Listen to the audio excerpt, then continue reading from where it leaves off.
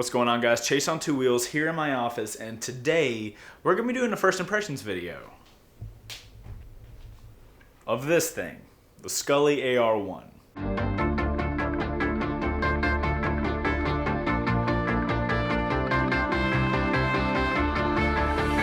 Alright guys, so here we have the Skully AR-1. If you guys don't know what the Skully AR-1 is, pause the video, look in the description. I'm going to leave a link to Skully's website. There's tons of information that you guys can go read and check out what exactly this helmet is. To sum the helmet up, it's a motorcycle helmet with a heads-up display, this little guy right here, and a rear view camera. All types of stuff inside of this little guy. Go read if you've never heard of it before. So I know you guys want a review on this helmet, and I promise you a review is coming. I've had this helmet for 48 hours, and I wanted to tell you guys my top things that came off my head when I was wearing it and riding it for the last 2 days.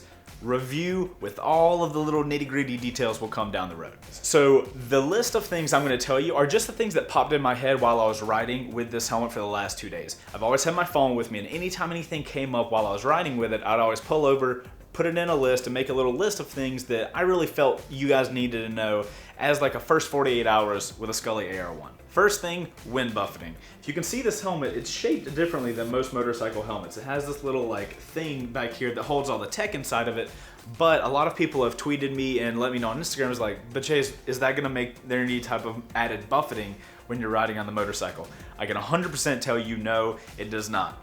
The only time you can actually tell that this thing is here, and I tested this, I went out and riding, I moved my head all around, right? The only time I could ever feel any sort of resistance is if I looked straight down.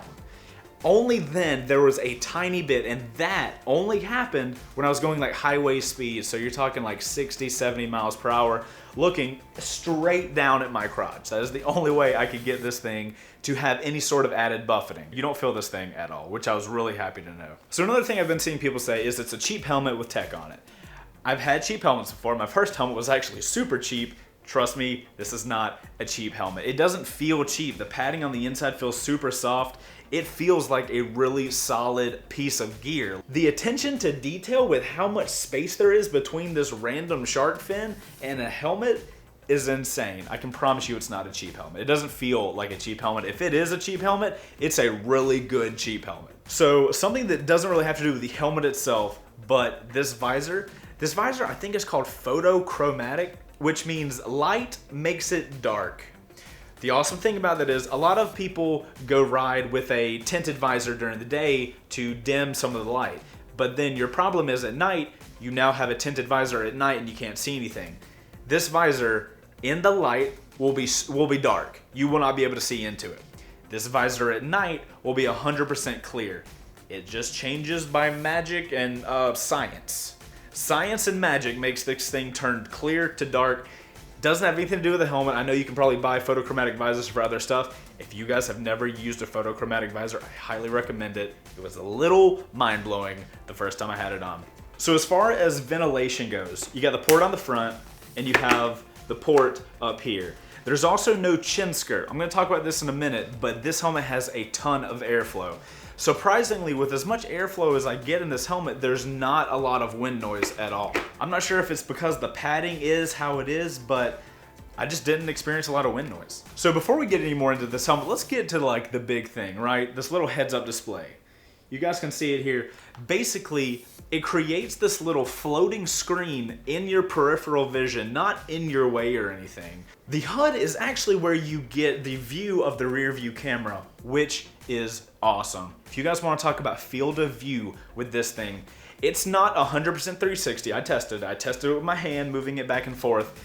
But if 360 is fully around you, with this helmet, I probably have a 320 degree field of view without moving my head at all. What that means is at any given time, I can be looking forward, and with a glance down to the heads-up display right here, I can see 90% of what's around me. As a rider, not having to look around and stuff like that is amazing. So continuing the little conversation about the HUD on the helmet, a lot of people have been saying it's really distracting and you don't need to have that kind of distraction when you're riding. I promise you, it's not distracting at all. I thought it would be at first.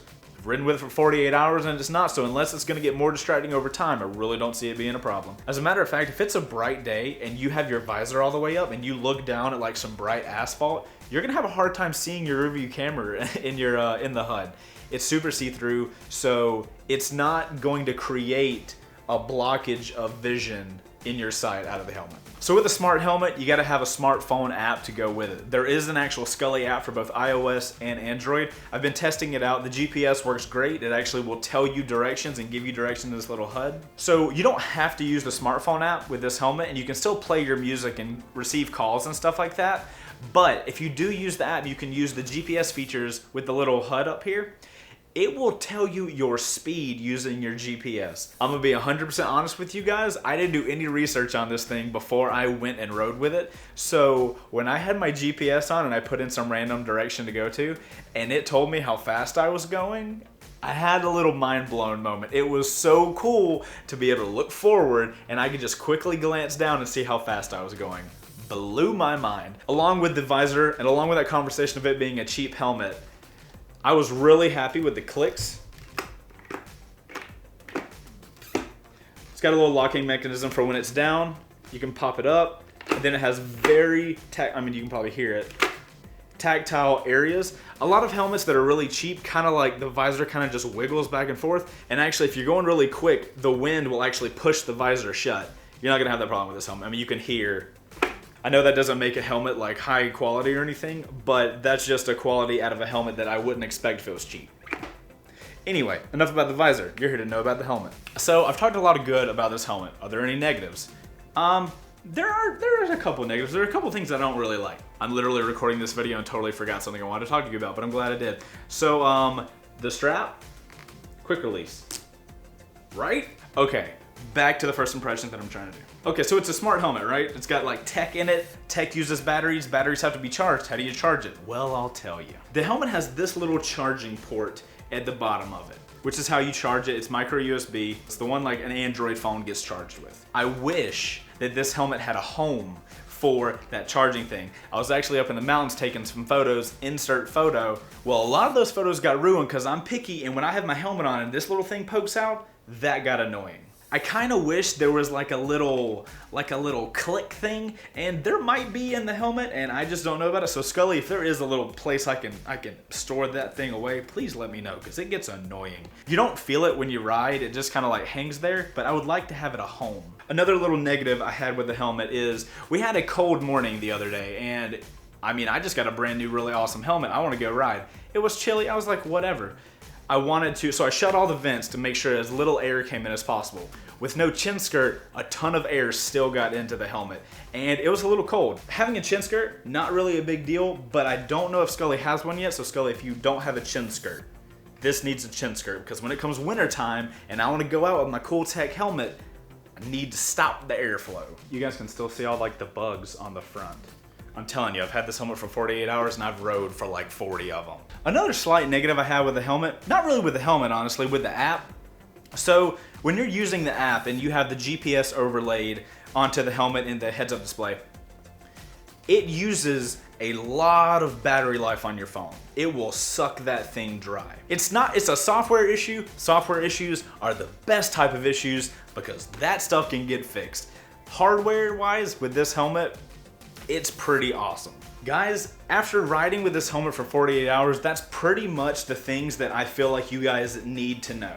I know a lot of you guys are watching this video want to know, Chase, is it worth $1,500? The bottom line is, guys, this is an extremely expensive product, and I would not feel good as a motorcycle gear reviewer person here on YouTube if I was able to do a review in 2 days. There's no way I'm gonna find out if this helmet is truly worth that price tag in such a short period of time. What I'm gonna do is keep using this helmet and keep riding with it for a couple weeks and really get a feel for it and see if it's actually worth the price tag. For right now, what I can tell you is I've been riding with this helmet for 48 hours. I have loved every second with this helmet on. And this is from a guy that loves my Icon variant. This helmet is awesome. To be 100% honest, guys, about 85 to 90% of the problems I see with this helmet so far have all been software, and software can be updated and upgraded and firmware changed and all that kind of stuff. Physically with this helmet, like actual internal components, there's not a lot of bad to talk about. If you guys have seen my reviews before, the first thing I tell companies is like, I'm gonna be honest with people, I'm not gonna lie to them, I'm not getting paid for these reviews, I just do these reviews so I can give you guys purchase decisions. This is a legit helmet. Is it worth that price tag? We're gonna have to find out. So guys, that brings us to the end of the Skully AR-1 first impressions video. Again, this is only my first 48 hours. I'm going to keep riding with it. I'm gonna keep getting more information on it. I'm gonna do a full review of this helmet as soon as I possibly can for you guys. On that full review, I'm working on a giveaway that Skully can do. Not 100% yet, but I'm really trying hard to get one for you, one of you guys out there. So make sure you stay tuned for the full review of this helmet because it should be a pretty awesome video. If you guys want to check out more about the Skully helmet, you can click the link in the description. That'll take you to Skully's website. They have a really beautiful website laid out for this helmet. I am not sponsored. I am not paid to do this video. These are my first impressions, my first 48 hours. If you guys enjoyed this video, make sure to give this video a like for heads-up displays on motorcycles. My name is Chase, and I will see you guys on the next video. Later.